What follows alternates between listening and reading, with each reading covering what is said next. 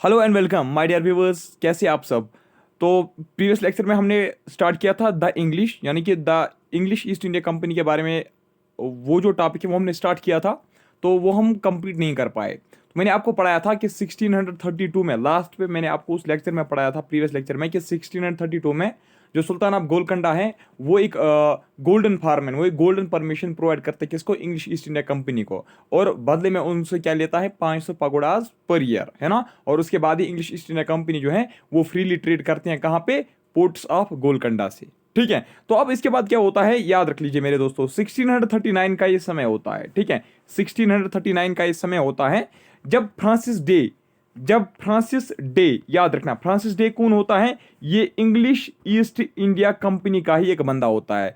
तो 1639 में क्या होता है, जो फ्रांसिस डे हैं ये क्या करता है, ये मद्रास को लीज पे लेता है। ठीक है, ये मद्रास को लीज पे लेता है, लेकिन मद्रास को लीज पे इसको कौन देता है, फ्रांसिस डे जो है वो मद्रास को लीज पे लेता है, लेकिन उसको ये मद्रास प्रोवाइड कौन करेगा। मद्रास थोड़ी कोई वेस्ट लैंड थी तो ये इंग्लिश ईस्ट इंडिया कंपनी आएगी तो कब्जा जमा लेगी, नहीं, ये भी किसी के अंडर थी।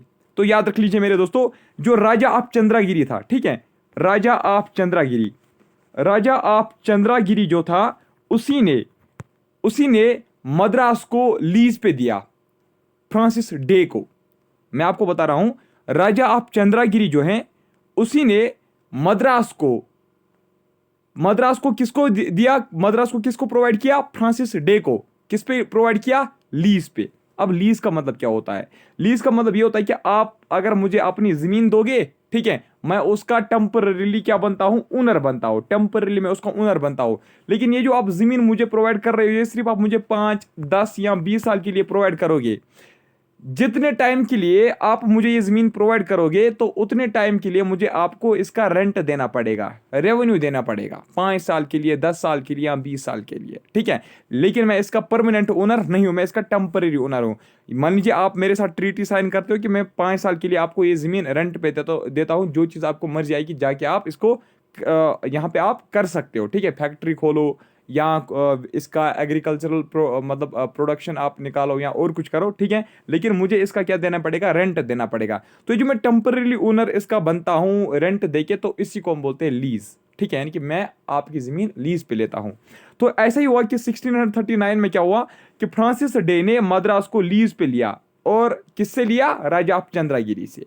तो याद रख लीजिए।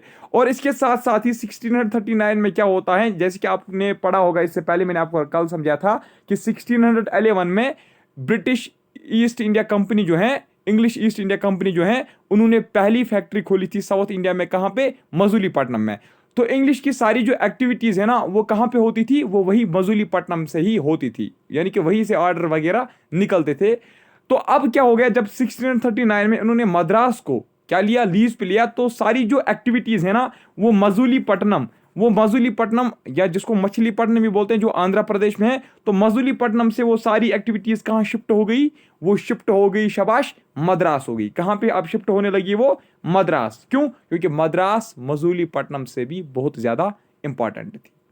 तो इसके साथ साथ दो चीजें यहां पे मतलब जो इंपॉर्टेंट आपको याद रखनी है, जिस वक्त इन्होंने ये मतलब ये हम कहेंगे ये एग्रीमेंट साइन किया, जिस वक्त इन्होंने ये लीज का एग्रीमेंट साइन किया, तो जो ये राजा ऑफ चंद्रागिरी है ना, जो राजा ऑफ मद्रास था, ठीक है, राजा ऑफ मद्रास जो है ना, इन्होंने इनको बोला कि आप जो यहां से मद्रास के पोर्ट से या मद्रास में जो आप ट्रेड करोगे, ठीक है, मद्रास में जो भी आप ट्रेड करोगे, एक सेकेंड,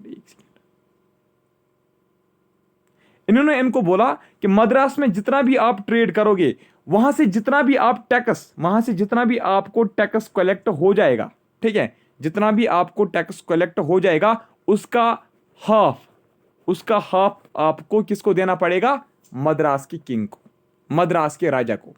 आपको मेरी बात समझ में आई।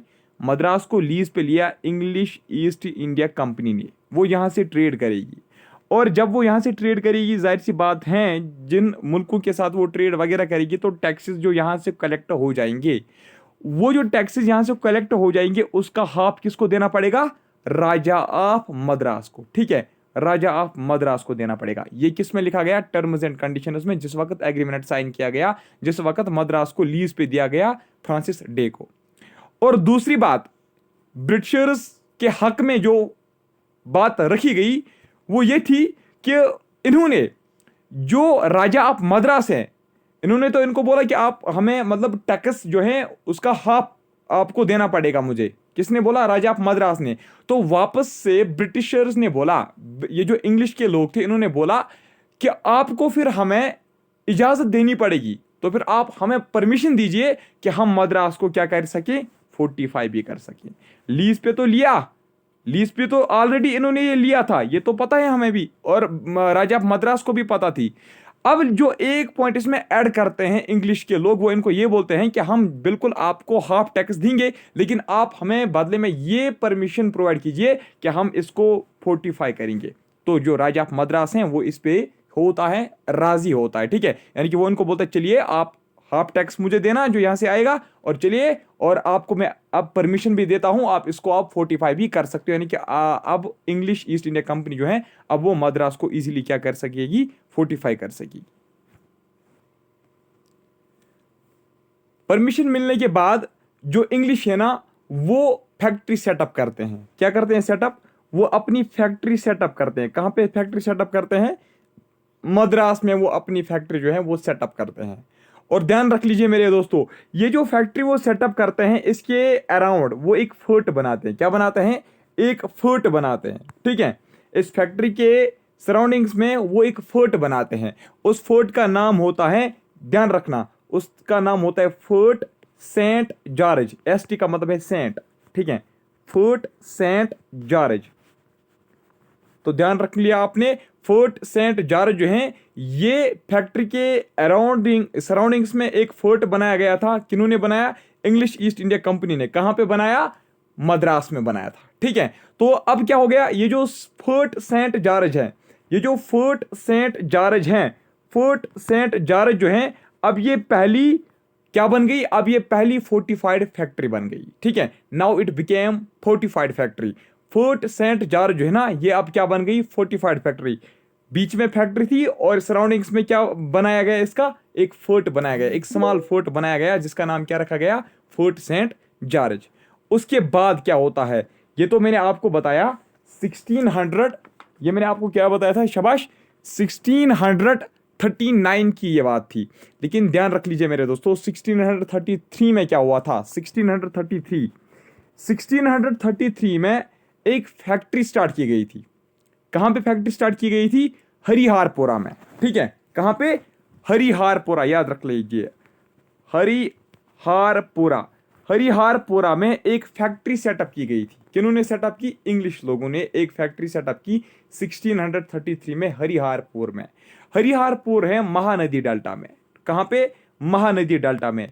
अगर आपसे पूछा जाएगा कि महानदी डेल्टा ये जो हरिहारपुरा ये कहां पे, तो ये आप रख लीजिए याद, ये उड़ीसा में है, ठीक है। मैं आपको एग्जैक्ट लोकेशन बताता हूं जैसे मैं आपको जियोग्राफी में बता रहा था, ठीक है। तो क्या मैंने आपको बताया हरिहारपुर, ध्यान रख लीजिए, हरिहारपुर, महानदी डेल्टा, बलसोरी, ठीक है, बलसोरी, यहां पे उड़ीसा में ये एक फैक्ट्री बनाते हैं। कब? 1633 में। तो ये मैंने आपको क्यों बताया, बीच में मैंने आपको ये पॉइंट क्यों लाया? ये पॉइंट बहुत ही इंपॉर्टेंट है, पता है क्यों? क्योंकि इसी 1633 में ही ब्रिटिश जो इंग्लिश ईस्ट इंडिया कंपनी है ना वो अपनी पहली फैक्ट्री खोलते हैं। कहां पे?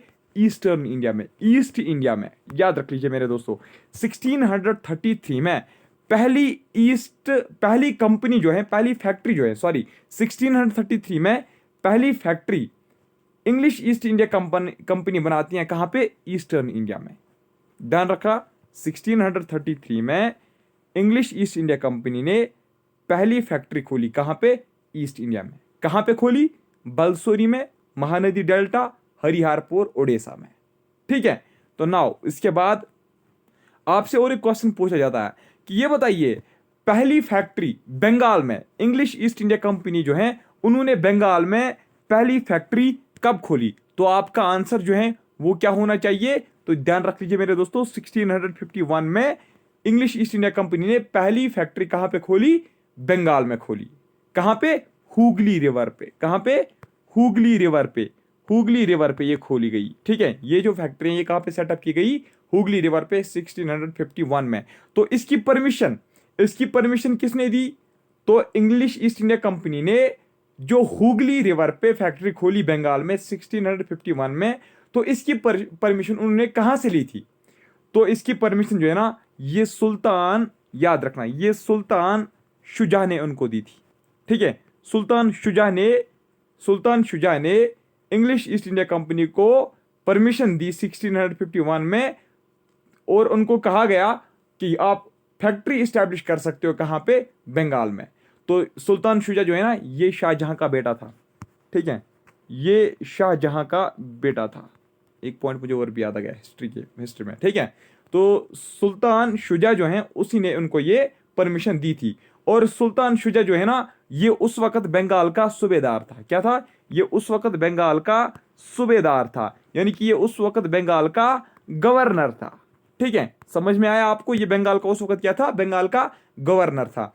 अब क्या सुल्तान शुजा ने इंग्लिश ईस्ट इंडिया कंपनी को बंगाल में जो इसने इनको मतलब परमिशन दी फैक्ट्री खोलने की, क्या ये उन्होंने उसको फ्री ऑफ कास्ट में दी? नहीं, सुल्तान शुजा ने उनको रिटर्न में क्या मांगा पता है? 3000 रुपीज पर ईयर। ठीक है, ये सुल्तान शुजा ने उनसे मांगा, यानी कि सुल्तान शुजा ने उनको बोला कि आप हमें 3000 पर ईयर दीजिए और मैं आपको हुगली रिवर पे एक फैक्ट्री स्टैब्लिश करवाने दूंगा। ठीक है, उसकी मैं आपको परमिशन दूंगा। अब इसके बाद क्या हो गया? देखिए,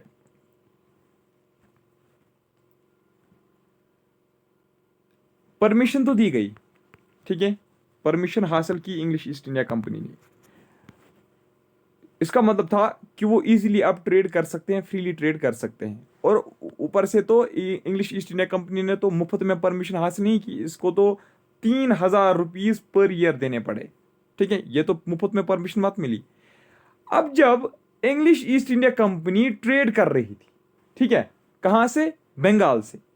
बंगाल से जब English East India company trade कर रही थी, तो उस बिजनेस के टाइम पे उनको ऑब्स्ट्रक्शंस आ रही थी। क्या आ रही थी? ऑब्स्ट्रक्शंस आ रही थी। क्या ऑब्स्ट्रक्शंस आ रही थी? अब हम ये देखेंगे क्या ऑब्स्ट्रक्शंस आ रही थी। जो मुगल के कस्टम ऑफिसर्स थे, यानी कि जो सुल्तान शुजा के जो कस्टम ऑफिसर्स थे, कस्टम ऑफिसर्स यानी कि जो टैक्स वगैरह कलेक्ट करते थे।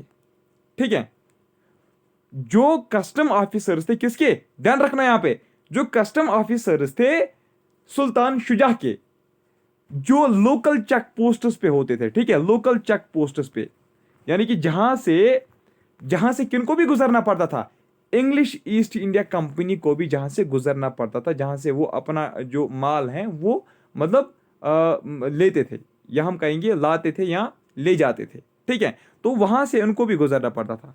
तो बीच में तो लोकल चेक पोस्ट्स आएंगे ही। तो ये लोकल चेक पोस्ट्स पे जो साहेब बैठते थे, वो क्या करते थे? वो ईस्ट इंडिया कंपनी से फिर से टैक्सेस लेते थे, फिर से कस्टम्स लेते थे, फिर से टैक्सेस लेते थे।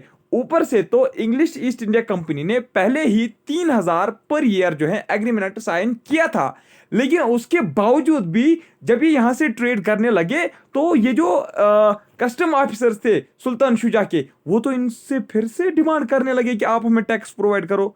इसका मतलब है कि इनको डबल टैक्स देना पड़ा। एक तो 3000 पर ईयर, अब टैक्स ही कैसे देंगे जब इन्होंने पहले ही 3000 पर ईयर उनके साथ एग्रीमेंट किया? अब टैक्स तो इनको नहीं देना चाहिए था। अब इंग्लिश ईस्ट इंडिया कंपनी को टैक्स तो नहीं देना चाहिए था ना, लेकिन कस्टम ऑफिसर जो है ना, वो इनको जबरदस्ती टैक्सेस लेते थे। वरना वो उनको क्या करते थे, उनका जो माल होता था, उनके जो कमोडिटीज होते थे, प्रोडक्ट्स होते थे, गुड्स होते थे, उनको वहां पे वो स्टॉप करते थे चेक पोस्ट पे। ठीक है, now the company wanted to have fortified settlement at Hooghly, यानी कि जो इंग्लिश ईस्ट इंडिया कंपनी है, अब वो ये चाहने लगे कि हम हुगली को क्या करेंगे? अच्छी तरीके से फोर्टिफाई करेंगे। यानी कि हुगली जो है, हुगली रिवर पे जो उन्होंने फैक्ट्री स्टैब्लिश की थी, अब इन्होंने ये सोचा कि जिस तरीके से हमने मद्रास में फोर्टिफिकेशन की, इस तरीके से हम हुगली पे भी फोर्टिफिकेशन करेंगे। क्या करेंगे? फोर्टिफिकेशन करेंगे। हालांकि जिस वक्त इन्होंने एग्रीमेंट साइन किया सुल्तान शुजा के साथ, वहां पे फोर्टिफिकेशन के बारे में कोई भी बात नहीं हुई थी। अब ये मजबूर भी थे, इंग्लिश ईस्ट इंडिया कंपनी जो है ना अब ये मजबूर भी थी। क्यों? क्योंकि ये तो अब इनके साथ फंदा खेलने लगे, ये तो अब नया ही धंधा उन्होंने शुरू किया। एक तो 3000 पर ईयर, अब टैक्सेस भी। तो इंग्लिश ईस्ट इंडिया कंपनी जो है ना वो मजबूर हो गई फोर्टिफिकेशन करने पे। ये फोर्टिफिकेशन स्टार्ट करने से पहले इन्होंने क्या किया, इंग्लिश ईस्ट इंडिया कंपनी वालों ने क्या किया, उनका एक गवर्नर था। क्या था? उनका एक गवर्नर था, विलियम विलियम हेजेस उसका नाम था। क्या उसका नाम था? William hedges. यहाँ पे मुझे एक इंपॉर्टेंट पॉइंट याद आया, इसको आप नोट कीजिए। यहाँ पे विलियम हेजेस जो है ना ये फर्स्ट ये फर्स्ट एजेंट था। ये फर्स्ट एजेंट और गवर्नर भी था। ठीक है, he was the first agent and governor of company in Bengal. याद रखना, बंगाल में जो company English East India company ने सेटअप की थी, बंगाल में जो उन्होंने फैक्ट्री स्टैब्लिश की थी, सेटअप की थी फैक्ट्री, किन्होंने? इंग्लिश ईस्ट इंडिया कंपनी ने। वहां पे जो उस बंगाल के फैक्ट्री का जो पहला एजेंट था, या हम कहेंगे पहला गवर्नर था, वो विलियम हेजेस ही था। तो जिस वक्त अब ये मतलब ओब्स्ट्रक्शन इनको आ रही थी कि कस्टम ऑफिसर इनको तंग कर रहे थे, तो यही विलियम हेजेस जो है ना इसने क्या किया, इसने अपील की। किसको? इसने अपील की बंगाल का जो उस वक्त मतलब बंगाल का जो उस वक्त सूबेदार था, बंगाल का जो उस वक्त गवर्नर था, इसने उसी को अपील अपील की। ठीक है, तो उस वक्त जो है ना उस वक्त शाइस्ता खान, ठीक है, शाइस्ता खान जो है ना, शाइस्ता खान ये भी मुगल में से ही थी। ठीक है, ये मुगल से ही बिलोंग करती थी। ठीक है, ये मुगल गवर्नर ही थी। तो मुगल गवर्नर जो बंगाल की थी जिसका नाम था शाइस्ता खान, तो विलियम हेजेस ने इसी को अपील की। ठीक है, इसी को अपील की। कब? अगस्त, अरे यार ये अगस्त 1682 की बात है। एक सेकंड, ये अगस्त, अरे यार ये अगस्त 1682 की बात हो रही है कि 1600 अगस्त 1682 में मुगल गवर्नर शाइस्ता खान जो बंगाल की गवर्नर होती हैं उसको विलियम हेजेस अपील करता है कि मैडम जी ये बताइए, अगर हमने 3000 रुपये आपको दिए, ठीक है, सुल्तान शुजा को हमने ऑलरेडी 3000 रुपये दिए हैं, और अब आप हमें ये ऑब्स्ट्रक्शंस क्यों ला रहे हैं हमारे ट्रेड में? अब आप हमें फिर से कस्टमर्स, आपके कस्टम ऑफिसर से हमें क्यों रोक रहे हैं फिर से? तो ये जो ग्रीवियंस है ये किसने डाली? ये डाली विलियम हेजेस ने। किसके पास डाली? शाइस्ता खान के पास, यानी कि ये कंप्लेंट डाली गई। लेकिन जो शाइस्ता खान है ना उसने इस पे कोई भी मतलब इसने उस पे कोई भी मतलब हम कहेंगे रिएक्ट नहीं किया, कोई भी रिप्लाई नहीं दिया, उसने इस मैसेज को इग्नोर किया। ठीक है, इसकी जो ये ग्रीवेंस थी, इसकी जो ये कंप्लेंट थी, इसको इग्नोर किया गया। किसने इग्नोर किया? शाइस्ता खान ने। अब क्या हो जाएगा? अब क्या हो जाएगा? यहां पे हॉस्टिलिटीज ब्रोक हो गई। ठीक है, हॉस्टिलिटीज ब्रोक आउट, इस तरीके से आप नोट कीजिए, हॉस्टिलिटीज ब्रोक आउट, यानी कि फितने हो गए। ठीक है, इश्यूज, बड़े बड़े इश्यूज क्रिएट हो गए, फसेस क्रिएट हो गए। ठीक है, फितना फसाद क्रिएट हो गया। क्यों? क्योंकि 3000 पहले ही दिए गए, अब कस्टम ऑफिसर्स टैक्सेस मांग रहे हैं, ग्रीवेंस डाली गई, कंप्लेंट डाली गई, लेकिन अब ये क्या कर रहे हैं मुगल के गवर्नर? इग्नोर कर रहे हैं। तो इसी पे क्या हो गया? इंग्लिश के लोग जो थे, इंग्लिश और जो मुगल्स थे, इनके बीच में क्या हो गया? फितना खड़ा हो गया। ठीक है, फसादे खड़ा हो गई, यानी कि लड़ाइयाँ, है ना, लड़ाइयाँ झगड़े खड़ा होने लगे।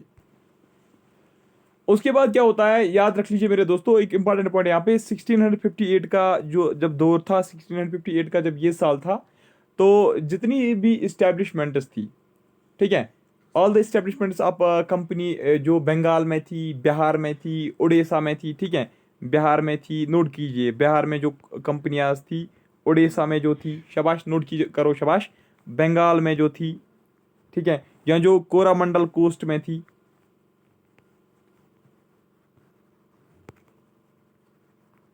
ठीक है, कोरामंडल कोस्ट में भी जो ये मतलब जितनी भी इस्टेब्लिशमेंट्स थी कंपनियों की, तो वो सभी के सभी जो है ना वो किसके अंडर लाए गए? वो फोर्ट एस.टी. जॉर्ज के कंट्रोल में लाई गई। ठीक है, फोर्ट एस.टी. जॉर्ज, याद रखा ना, यानी कि जितनी भी इस्टेब्लिशमेंट्स थी, जितनी भी establishments English East India company ने की थी बंगाल में, बिहार में, उड़ीसा में या कोरामंडल कोस्ट में, उसको किसके कंट्रोल में लाया गया? Fort ST. जॉर्ज के। कब? 1658 में। फिर 1686 में, ठीक है, 1686 में क्या होता है? हुगली जो है ना, Hooghly was sacked by imperial Mughals. ठीक है, अब आपको ये समझ में नहीं आएगा, ये तो मैंने बुक पे देखा था, मतलब ये एक सेंटेंस था, ये बड़ा है, ये मतलब ये मुझे लगता है ये मैं कभी भी नहीं बोल पाऊंगा। ठीक है, क्योंकि यहाँ पे जो है ना, यहाँ पे एक ट्विस्ट, कहानी में जो है ना एक ट्विस्ट आ जाती है। 1686 में Hooghly was second by imperial Mughal, इसका मतलब क्या था, ये मैंने आप खुद मतलब बुक से पढ़ा, ये मैं वही लाइन कॉपी कर रहा हूँ। 1686 में हुगली जो है ना, उसको इंपीरियल मुगल जो है ना, यानी कि मुगल जो है ना, वो इसको फिर से जबरदस्ती कब्जा करना चाहते हैं। क्या करना चाहते हैं? जबरदस्ती कब्जा करना चाहते हैं। ऊपर से उन्होंने क्या किया था, 3000 पर ईयर एग्रीमेंट साइन किया गया था, इंग्लिश ईस्ट इंडिया कंपनी को सौंप दिया था, लेकिन अचानक इनका जो मूड है वो बदल जाता है और 1686 में हुगली को ये जबरदस्ती कब्जा करना चाहते हैं वापस, ठीक है। और इंग्लिश जो है ना, उनको जबरदस्ती हुगली से निकाला जा रहा था, ठीक है। उनको हुगली से क्या किया जाता था, शाबाश, जबरदस्ती फोर्सफुली उनको वहां से लीव करने पे उनको मजबूर किया जाता है। और उनको कहां भेजा जाता है, ये जो मुगल्स है ना, ये उनको बोलते हैं कि अब आप हुगली पे फैक्ट्री जो है ना वो अपनी बंद कीजिए और आप कहीं और पे चले जाइए, आप रिवर गंगा जो है ना, रिवर गंगा के माउथ पे चली जाइए, ठीक है। रिवर गंगा के माउथ पे आप चली जाइए। ये किनको कहा जाता है? इंग्लिश ईस्ट इंडिया कंपनी को धकेल दिया जाता है। उनको कहा जाता है कि आप हुगली से निकल जाओ जल्दी से, और आप कहां पे जाइए, आप रिवर गंगा के माउथ पे जाइए। अब रिवर गंगा का जो माउथ है ना, वो अनहेल्दी लोकेशन थी, यानी कि हम कहेंगे वो सूटेबल नहीं थी ट्रेड के लिए, ठीक है। वो जो लोकेशन है ना, वो ट्रेड के लिए सूटेबल नहीं थी इंग्लिश ईस्ट इंडिया कंपनी को, ठीक है। तो अब जाहिर सी बात है, इंग्लिश ईस्ट इंडिया कंपनी कहां मानेगी? तो अब क्या हो गया, इसी में जो इंग्लिश ईस्ट इंडिया कंपनी है ना, इनको भी गुस्सा आ गया, तो उन्होंने रिटेलिएट किया, यानी कि उन्होंने काउंटर अटैक किया। काउंटर अटैक कैसे किया? उन्होंने जितने भी इंपीरियल फोर्ट्स थे, ठीक है, इंपीरियल फोर्ट्स, जो इंपीरियल फोर्ट्स कहां पे थे, इंपीरियल फोर्ट्स याद रख लीजिए, इंपीरियल फोर्ट्स जो थाना में थी, ठीक है, थाना में जो इंपीरियल फोर्ट्स थी उनको कब्जा किया, यानी कि जिसको आप बोलते हो मॉडर्न गार्डन रीच भी उसको हम बोलते हैं, ठीक है। इस फोर्ट को हम बोलते थे मॉडर्न गार्डन रीच भी, मॉडर्न गार्डन रीच और इंपीरियल फोर्ट ऑफ थाना इसको हम कहते हैं, ठीक है। तो इसको कब्जा किया। इसके अलावा और किसको कब्जा किया? जो हिजाली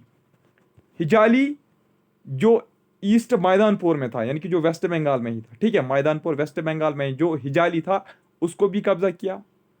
and storming the Mughal fortification at Balasore, ठीक है। और इन्होंने बलासोरी, यानी कि उड़ीसा में बलासोरी में जितनी भी फोर्टिफिकेशंस किसकी थी? मुगल्स की। बलासोरी कहां पे है? उड़ीसा में, अभी जो मैंने आपको स्टार्टिंग में ही बोला, ठीक है। उड़ीसा बलासोरी में जितनी भी फोर्टिफिकेशंस मुगल्स की थी उसको डिस्ट्रॉय किया। किन्होंने? इंग्लिश ने। मैंने आपको पहले बोला कि हुगली में 1686 में जब ये फर्स्ट क्रिएट हो गया, हॉस्टिलिटीज ब्रेक हो गई, तो उसके बाद जो मुगल्स हैं उन्होंने जबरदस्ती इंग्लिश को वहां से भगाया और कहा गया उन इंग्लिश ईस्ट इंडिया कंपनी वालों को कि आप रिवर गंगा के माउथ पे चली जाइए। लेकिन इंग्लिश ईस्ट इंडिया कंपनी को यह बर्दाश्त नहीं हुआ और उन्होंने रिटेलिएट किया, काउंटर अटैक किया, और उन्होंने इंपीरियल फोर्ट जो थाना का था, जिसको मॉडर्न गार्ड रीच बोलते, उसको कब्जा किया। हिजाली फोर्ट जो मैदानपुर वेस्ट बंगाल में था उसको भी कब्जा किया, और जितनी भी फोर्टिफिकेशन थी बालासोरी उड़ीसा में उनको भी क्या किया? नेस्त नाबूद किया, डिस्ट्रॉय किया।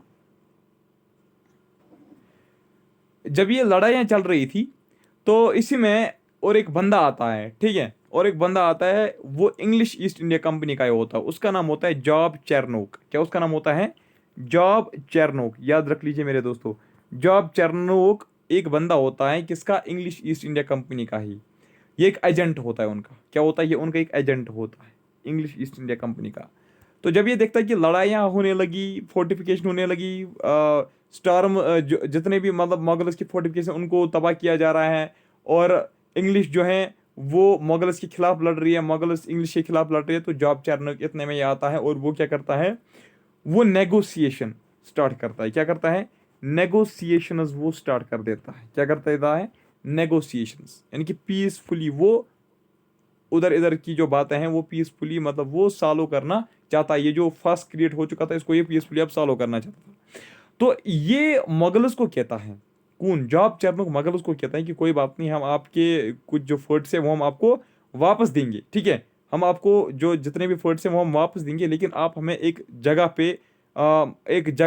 पे फैक्ट्री इस्टेब्लिश करने की परमिशन दीजिए, और उस जगह का नाम होता है सुल्तानती। क्या उसका नाम होता है? सुल्तानती। यानी कि जॉब चेरनोक मुगल्स को बोलता है कि आप हमें सुल्तानती पे अब फैक्ट्री या हम कहेंगे ट्रेड करने का परमिशन दीजिए। तो ये जो जॉब चेरनोक है ना, ये जो जॉब चेरनोक है, ये एक ट्रीटी साइन करता है, ठीक है, ये एक ट्रीटी स्टार्ट करता है, ट्रीटी साइन करता है किसके साथ? मुगल्स के साथ। तो जॉब चेरनोक एक ट्रीटी साइन करता है किसके साथ? मुगल्स के साथ। कब? 1690 में, याद रखना, फरवरी का, हाँ फरवरी का मंथ होता है, ठीक है। फरवरी 1690 में जॉब चेरनोक किसके साथ साइन ट्रीटी करता है? मुगल्स के साथ।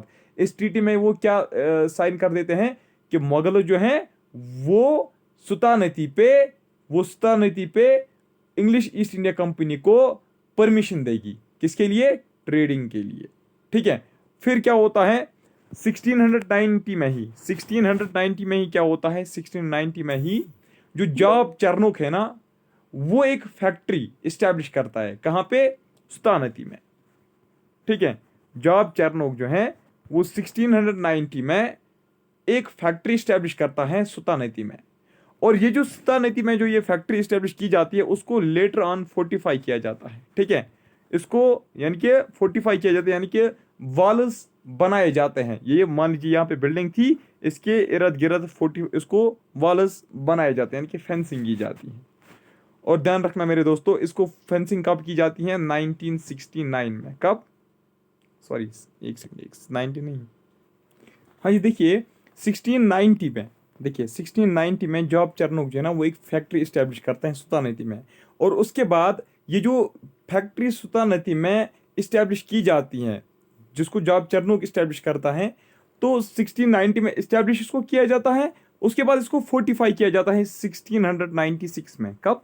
1696 में फिर उसको फोर्टिफाई किया जाता है, याद रखना। 90 में इसको सेटअप किया जाता है, 1696 में इस सुल्तानती की फैक्ट्री को फोर्टिफाई किया जाता है। और ध्यान रखना मेरे दोस्तों, उसके बाद इसी फैक्ट्री को 1700 में, ठीक है, 1700 एडी में इसको फिर नाम पड़ता है फोर्ट विलियम। क्या इसको नाम पड़ता है? Fort William. तो फोर्ट विलियम कब इसको नाम दिया गया था? 1700 में। 1690 में जॉब चेरनोक एक फैक्ट्री इस्टेब्लिश करता है, कहाँ पे? सुल्तानती में। 1696 में फिर उसको फोर्टिफाई किया जाता है। 1700 में इसका नाम फिर क्या पड़ता है? फोर्ट विलियम पड़ता है, ठीक है यहाँ तक। तो उसके बाद और एक इंपॉर्टेंट पॉइंट 1690 में, ठीक है, 1690 में क्या होता है? ब्रिटिश जो है ना वो फोर्ट दिवानमपट्टनम, ठीक है, फोर्ट दिवानमपट्टनम जो मद्रास के नजदीक होता है। क्या? फोर्ट दिवानमपट्टनम, फोर्ट दिवानमपट्टनम, ठीक है, फोर्ट दिवानमपट्टनम जो है ना, इसको वो क्या करते हैं? शाबाश, इसको वो खरीदते हैं, ठीक है। ये जो फोर्ट दिवानमपट्टनम है ना, ये मद्रास के नजदीक ही होता है। और ध्यान रखना मेरे दोस्तों, इस फोर्ट दिवानमपट्टनम को जब ये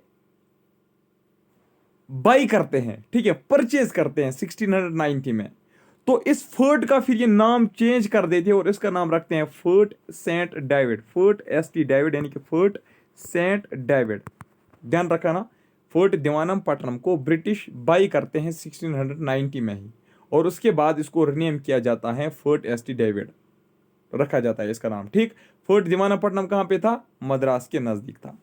और उसके बाद 1698 में क्या होता है? 1698 में इंग्लिश कंपनी जो है ना वो ऑब्टेन करते हैं जिम्मेदारी। अब सबसे पहले जिम्मेदारी क्या होता है? जिम्मेदारी का मतलब होता है right to collect revenue, right to collect taxes, right to collect revenue, ठीक है, right to collect revenue, right to collect revenue, ये इसका मतलब होता है जिम्मेदारी का मतलब ये होता है, ठीक है। जिम्मेदारी means right to collect revenue, ठीक है। तो ये जिम्मेदारी जो है ना, ये जिम्मेदारी जो ऑब्टेन करती हैं इंग्लिश ईस्ट इंडिया कंपनी, ये किसके लिए जिम्मेदारी मतलब ऑब्टेन करती हैं? ये मतलब किस एरिया के लिए ये जिम्मेदारी ऑब्टेन करती हैं? तो याद रखना, ये 3 विलेजेस के लिए जिम्मेदारी का जो परमिशन है ना वो ऑब्टेन करती हैं, ठीक है। यानी कि 3 विलेजेस से ये अब रेवेन्यू जो है वो कलेक्ट कर सकती हैं। उसमें एक आती थी सुल्तानती, या इंपॉर्टेंट है नोट करो, सुल्तानती, कलिकटा, कलिकटा, ठीक है, कलिकटा, सुल्तानती, कलिकटा, हाँ जी। और तीसरा कौन था? गोविंदापुर, ठीक है, गोविंदापुर, नोट करो, गोविंदापुर, ठीक है। सुल्तानती कलिकटा और गोविंदापुर जो है ना, इसके लिए इंग्लिश ईस्ट इंडिया कंपनी जो है वो 1698 में इन 3 विलेजेस के लिए वो क्या करती हैं, 3 विलेजेस का जिम्मेदारी जो है वो ऑब्टेन करती हैं। अगर आपसे पूछा जाएगा कि ये बताइए कि किससे, जाहिर सी बात है ये तो किसी, ये जो 3 विलेज थे ये भी किसी के अंडर थे, लेकिन अगर आपसे ये पूछा कि ये बताइए इंग्लिश ईस्ट इंडिया कंपनी ने ये जो जिम्मेदारी है किससे हासिल की, ये हासिल इसने की सूबेदार ऑफ बंगाल जो उस वक्त था। सूबेदार ऑफ बंगाल जो है ना, सूबेदार ऑफ बंगाल जो था, सूबेदार ऑफ बंगाल से इन्होंने ये हासिल की। ठीक है, वो कौन था, वो था अजीमुस शान। कौन था, अजीमुस शान, अजीमुस शान उसका नाम था। ठीक है, यानी कि अजीमुस शान से इंग्लिश ईस्ट इंडिया कंपनी ने 3 विलेजेस की जिम्मेदारी ऑब्टेन की। तो कितने पेमेंट पे, रुपीज 1200, यानी कि रुपीज 1200 किसको भरने पड़े, रुपीज 1200 किसको भरने पड़े, इंग्लिश ईस्ट इंडिया कंपनी को, ये जिम्मेदारी ऑब्टेन करने के लिए, ये राइट टू कलेक्ट रेवेन्यू के लिए। उसके बाद नेक्स्ट डेट पे अब आइए 1700 में क्या हो गया, तो वो आपने याद रखना, पेमेंट रुपीज 1200 उनको देने पड़े जिम्मेदारी हासिल करने के लिए। अब 1700 में क्या होता है, बंगाल की जो फैक्ट्रीज है ना, बंगाल की जितनी भी फैक्ट्रीज थी इंग्लिश ईस्ट इंडिया कंपनी की, उसको फोर्ट विलियम के अंडर लाया जाता है। ठीक है, फोर्ट विलियम के अंडर लाया जाता है, क्योंकि 1700 में ही फोर्ट विलियम जो है ना वो बनता है। तो फोर्ट विलियम जो है ना, फोर्ट विलियम के अंडर जितनी भी बंगाल फैक्ट्रीज हैं उनको प्लेस किया जाता है इन 1700। ठीक है, तो उसके बाद ये जो मतलब 1700 के आसपास ही, ठीक है 1700 के आसपास ही ये जो 3 विलेजेस थे जिनकी जिम्मेदारी इन्होंने अब ऑब्टेन की थी, किनकी, 3 विलेजेस जो मैंने आपको बताए थे, जैसे सुल्तानती कलिकता और गोविंदापुर, ये जो 3 विलेज है ना, ये 1700 के आसपास ही इनका क्या हो गया, ये चेंज हो गए। ठीक है, पहले विलेज थे, अब ये चेंज हो गई सिटी में, तो डेवलपमेंट हो गई, मार्केट बन गया, तो अब ये सिटी में क्या हो गई, कन्वर्ट हो गई।